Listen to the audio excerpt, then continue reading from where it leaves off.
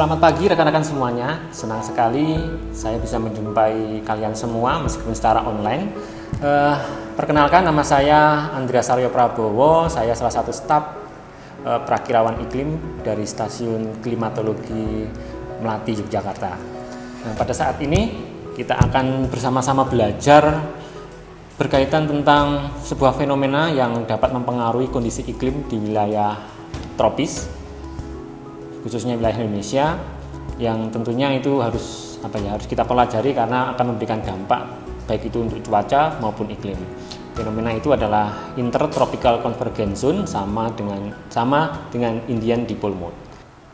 ITJZ atau Intertropical Convergence Zone dikenal juga sebagai daerah konvergensi antartropis, yaitu pertemuan massa udara antartropis antara angin pasat dari utara dan selatan, dan merupakan bagian daripada sirkulasi Hadley seperti saya sampaikan di atas. Kalau kita lihat, ini adalah angin pasat dari utara, kemudian angin pasat dari selatan, mereka akan bertemu di sekitar ekuator. Pertemuan antara kedua angin pasat ini akan membentuk sebuah pola konvergensi atau pertumbuhan awan. Jadi ketika ada ITJZ, kemungkinan besar di situ akan terjadi pertumbuhan awan yang besar dan akan menimbulkan atau berpotensi terjadinya hujan yang lebat. Sebenarnya ITJZ ini juga bisa memicu atau menandai adanya puncak curah hujan, karena dengan ITJZ maka curah hujan yang terjadi di suatu wilayah itu akan semakin besar. Nanti kita akan lihat beberapa penelitian terkait ITJZ yang akan mempengaruhi bagaimana ITJZ mempengaruhi curah hujan di suatu wilayah. Nah, seperti keberadaan ITJZ ini sebenarnya tidak menetap dari satu area, tapi dia bergerak dari utara ke ekuator, ke selatan, kemudian dari selatan kembali ke ekuator, kemudian ke utara, demikian. Pergerakan itu disebabkan karena gerak semu matahari. Ya, tadi teman-teman, matahari memang penggerak iklim. Tanpa matahari mungkin saya tidak tahu iklimnya akan seperti apa, tapi saat ini matahari adalah sebagai penggerak iklim. Dengan adanya gerak semu matahari, maka terjadilah iklim tadi monsun, kemudian ada pergerakan ITJZ dan lain sebagainya. Selanjutnya teman-teman, apa sih gerak semu matahari? Ya, ini sedikit saja gerak semu matahari. Mungkin teman-teman sudah pernah belajar apa gerak semu matahari. Sebenarnya bumi kita itu kan sebenarnya agak miring ya, jadi makanya ada namanya sudut inklinasi. Jadi gerak semu matahari itu terbentuk karena perubahan sudut inklinasi bumi terhadap porosnya. Jadi bumi itu sebenarnya tidak tegak lurus tapi dia agak miring. Nah, akibat sudut inklinasi tersebut, maka daerah yang atau terpapar oleh sinar matahari ketika bumi itu berevolusi itu tidak sama antara belahan bumi utara dan bumi selatan. Misalnya sudah teman-teman semuanya, ini di bulan Desember, di belahan bumi utara itu daerah yang terkena paparan sinar matahari tidak semua. Sedangkan di belahan bumi selatan itu wilayah yang terpapar oleh sinar matahari hampir semuanya. Sehingga panjang siang pada bulan Desember atau Januari itu cenderung siangnya lebih panjang dibandingkan periode musim kemarau. Kalau teman-teman menyadari, pas musim penghujan biasanya itu kalau 4:30 itu biasanya matahari sudah kelihatan atau sudah terang. Karena apa? Karena matahari seolah-olah ada di selatan. Sedangkan kalau pas musim kemarau itu 4:30 atau jam 5 itu masih agak gelap. Karena apa? Itu disebabkan karena gerak semu matahari. Seolah-olah matahari itu bergeser dari utara, kemudian ke ekuator, kemudian ke selatan. Pas musim penghujan matahari ada di utara, pas musim penghujan di Indonesia matahari ada di selatan, kemudian pas musim kemarau matahari ada di belahan bumi utara. Jadi itulah yang menyebabkan gerak semu matahari. Jadi gerak semu matahari ini akan berpengaruh terhadap pergerakan ITJZ teman-teman. Jadi ini pada tanggal 21 Maret gerak semu matahari itu berada di ekuator. Kemudian di tanggal 21 Juni pas musim kemarau di wilayah Indonesia ini matahari seolah-olah berada di belahan bumi utara. Selanjutnya kalau pas bulan September itu matahari ada di ekuator, sehingga pas bulan Maret atau September itu dikenal dengan istilah hari tanpa bayangan. Artinya matahari itu pas berada di ekuator. Kemudian di bulan Desember itu matahari seolah-olah ada di selatan. Nah, pergerakan semu matahari ini akan berpengaruh terhadap pergeseran atau pergerakan dari ITJZ tersebut, teman-teman semuanya. Tapi ya bukan berarti ketika matahari berada di selatan di bulan Desember, ITJZ-nya terjadi di bulan Desember juga. Tidak. Ada lag antara pergerakan semu matahari dengan ITJZ maksimal. Nanti ada beberapa penelitian terkait itu. Maksimalnya ITJZ itu terjadi pada bulan apa sampai radius berapa. Apa sih dampak ITJZ? Ya tadi sudah sampaikan bahwa ITJZ berdampak pada pengurangan maupun peningkatan curah hujan. Tapi kalau kita lihat ITJZ tadi kan bergerak utara, ekuator, selatan, kemudian kembali ekuator. Sebenarnya itu berpengaruh juga terhadap wilayah Indonesia di sekitar ekuator. Di sekitar ekuator itu pola curah hujannya berbeda dengan di Jawa, teman-teman sekalian. Mungkin teman-teman sudah tahu bahwa Indonesia ini terbagi menjadi 3 tipe hujan. Yang pertama adalah tipe ekuatorial, itu terjadi pada umumnya di sekitar ekuator Indonesia. Kemudian monsunal itu hampir di sebagian besar wilayah Indonesia, utama di selatan ekuator. Dan tipe lokal itu banyak terjadi di Ambon, kemudian di Sulawesi bagian selatan. Kalau kita lihat di tipe iklim ekuatorial ini adalah puncak-puncak curah hujannya terjadi seiring dengan pergerakan semu matahari. Artinya seiring pula dengan ITJZ. Demikian pula puncak musim penghujan di wilayah ekuator, di wilayah yang memiliki tipe monsunal juga terjadi pada saat ITJZ itu terjadi.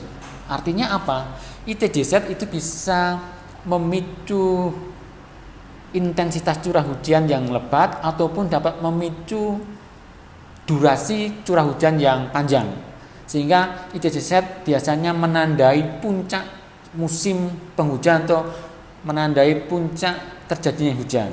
Karena kalau saya bilang musim penghujan di ekuator, di daerah yang memiliki tipe ekuatorial tidak mengenal musim kemarau, jadi semua musim penghujan. Jadi ITJZ berpengaruh terhadap peningkatan curah hujan atau sebagai indikasi awal akan terjadinya puncak hujan di periode musim penghujan. Jadi ya perlu diwaspadai teman-teman ketika ada ITJZ, ya kita harus pantau dampak yang dapat terjadi terhadap kondisi cuaca di suatu wilayah, karena dari hari ke hari memang tingkat sensitivitas bumi kita itu semakin tinggi. Jadi ketika ada hujan, potensi banjir, tanah longsor itu akan semakin meningkat dengan semakin bertambahnya penduduk, kebutuhan akan lahan untuk perumahan, sehingga harusnya dulu sebagai tempat serapan air menjadi pemukiman, sehingga menjadi sangat sensitif terhadap kondisi cuaca hujan dengan durasi yang singkat dan intensitas yang lebat. Nah itu teman-teman sekalian berkaitan dengan ITJZ, Intertropical Convergence Zone, yang selalu bergerak seiring dengan pergerakan semu matahari. Baik, selanjutnya kita akan menginjak sebuah fenomena lagi. Kalau tadi ITJZ lebih berpotensi berpengaruh terhadap kondisi cuaca, karena memang durasi ITJZ itu juga tidak terlalu panjang. Sekarang kita akan sama-sama belajar tentang Indian Ocean Dipole atau IOD. IOD ini lebih berpengaruh terhadap kondisi iklim, karena IOD ini bisa bertahan, bisa sampai beberapa bulan, sehingga akan berpengaruh terhadap kondisi iklim di suatu wilayah.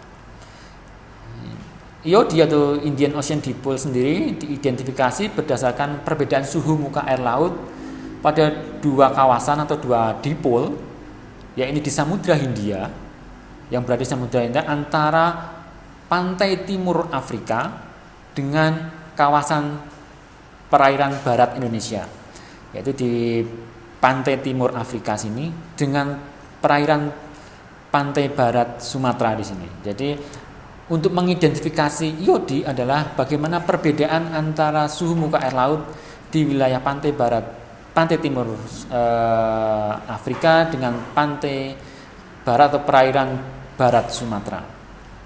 Jika terjadi selisih 0 positif lebih dari 0,5, maka disebut dengan fase positif, iodi fase positif. Sebaliknya jika nilainya lebih kecil minus 0,5 derajat Celcius, maka disebut fase negatif atau iodi negatif. Jadi ketika fase negatif ini, maka wilayah atau suhu di perairan barat Sumatera itu cenderung lebih hangat dibandingkan dengan wilayah pantai timur Afrika, sehingga massa udara akan didorong menuju ke wilayah Indonesia.